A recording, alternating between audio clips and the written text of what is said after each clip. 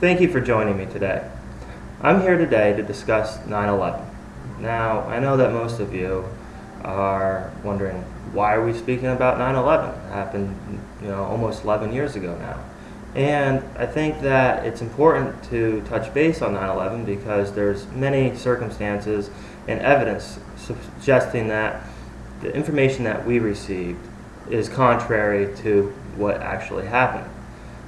Considering this, I think that looking back, at my survey questions, a lot of you know where you were and what you were doing when we found out exactly what happened that day. I think that it holds true that a lot of emotions and it touches near all of our hearts. We were in school or we were working, and regardless of where we were, we all remember that one day.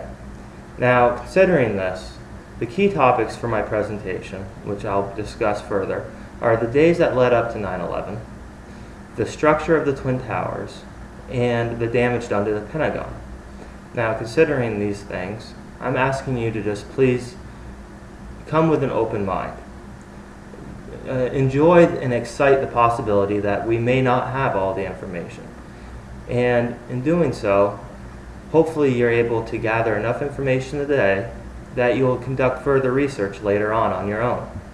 Now, to begin, the days leading up to 9/11, according to the information found on the 9/11 Commission report, suggest that the Twin Towers closed down approximately 2 days later. Now, you're probably thinking, okay, well, what's the 9/11 Commission report? Well, the 9/11 Commission report was created by a number of individuals, and it took a couple years to complete, and it was tasked out by Congress to come up with the causes and effects of 9/11. So, and these individuals are specialized in their areas, and so it's really reliable information. Now, according to that report, in addition to what I previously stated, the United States military was conducting training operations. Now, these operations were focusing on potential incidents like the one that occurred on 9/11, and these incidents completely were based off of terrorist attacks and the possible outcomes and how to handle that type of a situation. Now, getting back to the Twin Towers closing, it's important to note that during this time that the Twin Towers were closed, but all security surveillance was also turned off. So there's no coverage of what exactly happened on the inside of the towers.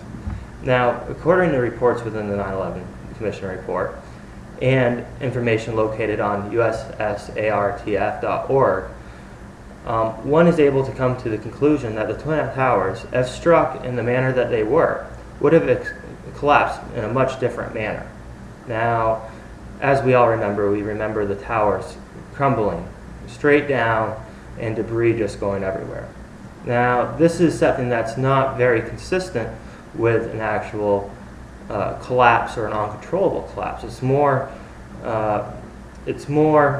consistent with something that was a controlled collapse, possibly from engineering and the possibility of controlled detonations. Considering the controlled detonations, it's important to note out that a number of people actually experienced, when interviewed, recall the smell of sulfur. Now, sulfur is something that is very common in bombs and remote detonations. So, considering that, it's very possible, and the fact that the towers fell in the manner that they did, that it could have very well been a controlled explosion and detonation. Now, considering the Twin Towers and their collapse, it's important to note that the 9/11 Commission report also indicates that that during this attack, remind you that the military was also training vigorously towards such attacks, that such an attack could have been responded to within 15 minutes. This was plenty of time to have somebody have a plane or military aircraft in the area, circulating the area just in case something else happened. This didn't occur, which caused the second plane to collapse, the second plane to hit the second building. Now, considering the Pentagon damage, The Washington, D.C. is considered one of the most safeguarded places in this nation, as we all know. Now, according to imperial hubris, most of the military aircraft in the nation is located around these areas, and it's very quickly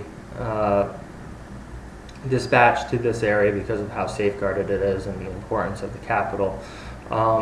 And imperial hubris notes that not one military aircraft was assigned to go out into the air, which is very bothersome considering that the second tower was hit and then the Pentagon was hit afterwards. So it leaves a lot of doubt, to say the least.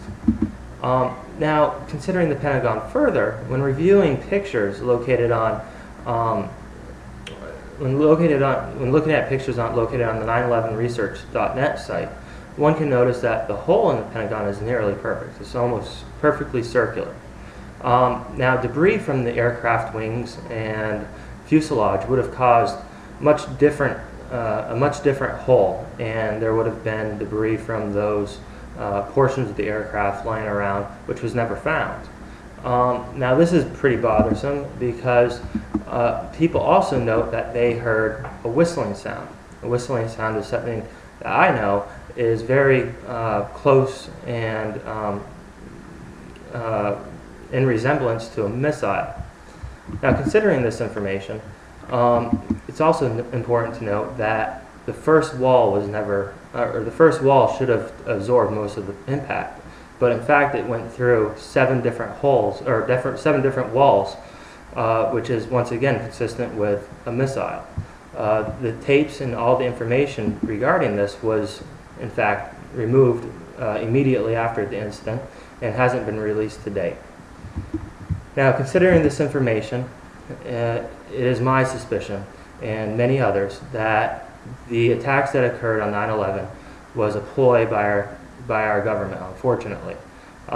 Now, it could very well be a different organization, or it could be our government. Regardless, it's not consistent with an Al-Qaeda attack. The tower should have fallen uncontrollably. The hole in the Pentagon is not consistent with a plane crash, and it just doesn't make a whole lot of sense once you do research. So I ask you, open your minds, look beyond what we've been told by media and everybody else, and do further research. Once doing that research, gain your own opinions, and then take your opinions and draw them to your own conclusions, which you'll be able to use further to make different actions such as a petition or whatever else. Thank you.